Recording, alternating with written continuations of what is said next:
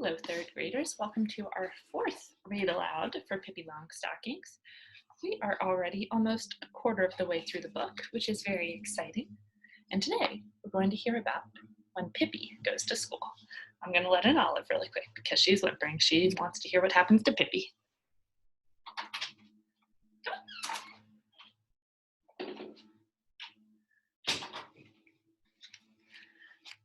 Okay, thank you for your patience. And here we go. Of course, Tommy and Annika went to school. Each morning at 8 o'clock, they trotted off hand in hand, swinging their school bags. At that time, Pippi was usually grooming her horse or dressing Mr. Nilsson in his little suit, or else she was taking her morning exercises, which meant turning 43 somersaults in a row. Then she would sit down on the kitchen table and, utterly happy, drink a large cup of coffee and eat a piece of bread and cheese. Tommy and Annika always looked longingly toward Villa Villacula as they started off to school. They would much rather have gone to play with Pippi. If only Pippi had been going to school too. That would have been something else again. Just think what fun we could have on the way home from school, said Tommy. Yes, and on the way to school too, said Annika. The more they thought about it, the worse they felt to think that Pippi did not go to school, and at last they determined to try to persuade, to convince, her to begin. You can't imagine what a nice teacher we have, said Tommy artfully to Pippi one afternoon when he and Annika had come for a visit at Villa Villacula after they had finished their homework. If you only knew what fun it is in school, Annika added, I'd die if I couldn't go to school. Pippi sat on a hassock, bathing her feet in the tub. She said nothing but just wiggled her toes for a while so that the water splashed around everywhere. You don't have to stay so very long, continued Tommy, just until 2 o'clock. Yes, and besides, we get Christmas vacation and Easter vacation and summer vacation, said Annika. Pippi bit her big toe thoughtfully, but still said nothing. Suddenly, as if she had made some decision, she poured all the water out on the kitchen floor, so that Mr. Nilsson, who sat near her playing with a mirror, got his pants absolutely soaked.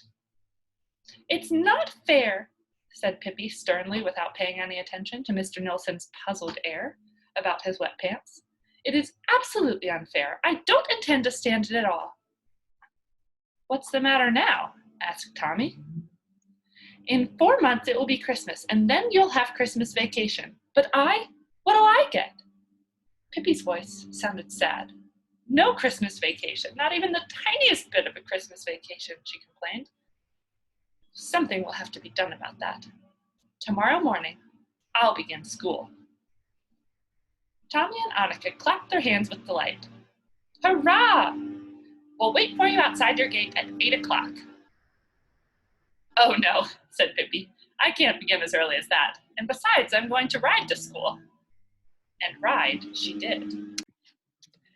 Exactly at 10 o'clock the next day, she lifted her horse off her porch, and a little later all the people in town ran to their windows to see what horse it was that was running away. That is to say, they thought he was running away, but it was only Pippi in a bit of a hurry to get to school. She galloped wildly into the schoolyard, jumped off the horse, tied him to a tree, and burst into the schoolroom with such a noise and a clatter that Tommy and Annika and all their classmates jumped in their seats. Hi there, said Pippi, waving her big hat. Did I get here in time for pluntification? Tommy and Annika had told their teacher that a new girl named Pippi Longstocking was coming, and the teacher had already heard about Pippi in the little town. And she was a very pleasant teacher. She had decided to do all she could to make Pippi happy in school. Pippi threw herself down on a vacant bench without having been invited to do so, but the teacher paid no attention to her heedless way. She simply said in a very friendly voice, Welcome to school, little Pippi. I hope you will enjoy yourself here and learn a great deal. Yes, and I hope I'll get some Christmas vacation, said Pippi. That is the reason I've come. It's only fair, you know. If you would first tell me your whole name, said the teacher, then I'll register you in school. My name is Pippilota, Delicatessa, Window Shade, Mackerel Mint, Ephraim's daughter, Longstocking, daughter of Captain Ephraim Longstocking, formerly known as the Terror of the Sea, now Cannibal King. Pippi is really only a nickname because Papa thought that Pippi Lota was too long to say. Indeed, said the teacher. Well then, we shall call you Pippi too. But now, she continued, suppose we test you a little and see what you know. You are a big girl and no doubt know a lot already. Let us begin with arithmetic. Pippi, can you tell me what 7 and 5 are? Pippi, astonished and dismayed, looked at her and said, well, if you don't know that yourself, you didn't think I'm going to tell you. All the children stared in horror at Pippi, and the teacher explained that one couldn't answer that way in school. I beg your pardon, said Pippi contritely. I didn't know that. I won't do it again. No, let us hope not, said the teacher. And now I will tell you that 7 and 5 are 12. See that, said Pippi. You knew it yourself. Why are you asking then? The teacher decided to act as if nothing unusual were happening and went on with her examination. Well now, Pippi, how much do you think 8 and 4 are? Oh, about 67, hazarded Pippi. Of course not, said the teacher. 8 and 4 are 12. Well now, really, my dear little woman, said Pippi, that is carrying things too far. You just said that 7 and 5 are 12. There should be some rhyme and reason to things even in school. Furthermore, if you are so childishly interested in that foolishness, why don't you sit down in a corner by yourself and do arithmetic and leave us alone so we can play tag? The teacher decided there was no point in trying to teach Pippi any more arithmetic. She began to ask the other children the arithmetic questions. Can Tommy answer this one? She asked. If Elisa has 7 apples and Axel has 9 apples, how many apples do they have together? Yes, you tell Tommy, Pippi interrupted, and tell me too. If Lisa gets a stomachache and Axel gets more stomachache, whose fault is it and where did they get hold of the apples in the first place? The teacher tried to pretend that she hadn't heard and turned to Annika. Now, Annika, here's an example for you. Gustav was with his schoolmates on a picnic. He had a quarter when he started out and 7 cents when he got home. How much did he spend? Yes, indeed, said Pippi, and I also want to know why he was so extravagant, and if it was pop he bought, and if he washed his ears properly before he left home. The teacher decided to give up arithmetic altogether. She thought maybe Pippi would prefer to learn to read. So she took out a pretty little card with a picture of an ibex on it. In front of ibex's nose was the letter I. Now, Pippi, she said briskly, you'll see something jolly. You see here an ibex, and the letter in front of this ibex is called I. That I'll never believe, said Pippi. I think it looks like a straight line with a little fly speck over it. But what I'd really like to know is, what has the ibex to do with the fly speck? The teacher took out another card with a picture of a snake on it and told Pippi that the letter on that was an S. Speaking of snakes, said Pippi, I'll never, ever forget the time I had a fight with a huge snake in India. You can't imagine what a dreadful snake it was, 14 yards long and mad as a hornet. And every day he ate up 5 Indians and then 2 little children for dessert. And one time he came and wanted me for dessert, but he wound himself around me. Ugh! But I've been around a bit, I said, and hit him in the head, bang, and then he hissed, whoosh, and then I hit him again, and bingo, he was dead.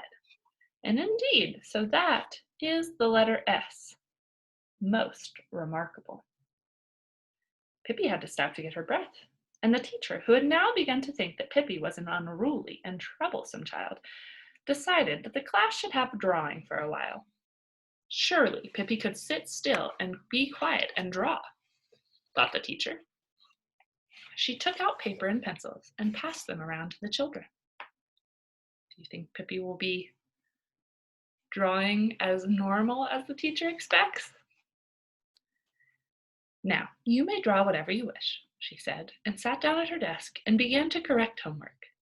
In a little while, she looked up to see how the drawing was going. All the children sat looking at Pippi, who lay flat on the floor, drawing to her heart's content. But Pippi, said the teacher impatiently, why in the world aren't you drawing on your paper? I filled that long ago. There isn't room enough for my whole horse on that little snip of paper, said Pippi. Just now I'm working on his front legs, but when I get to his tail, I guess I'll have to go out into the hall. The teacher thought hard for a while. Suppose instead we all sing a little song, she suggested. All the children stood up in their seats except Pippi. She stayed where she was on the floor. You go ahead and sing, she said. I'll rest myself a while. Too much learning breaks even the healthiest. But now the teacher's patience came to an end. Here's Pippi's illustration, lying on the floor, all the children staring. And just a giant horse taking up the whole classroom floor. So let's see how many pages are left in this chapter.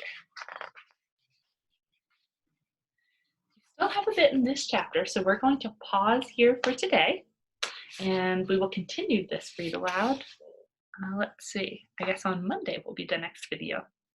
Okay, have a wonderful weekend, third graders, and I can't wait to see with you what happens next in Pippi Longstocking.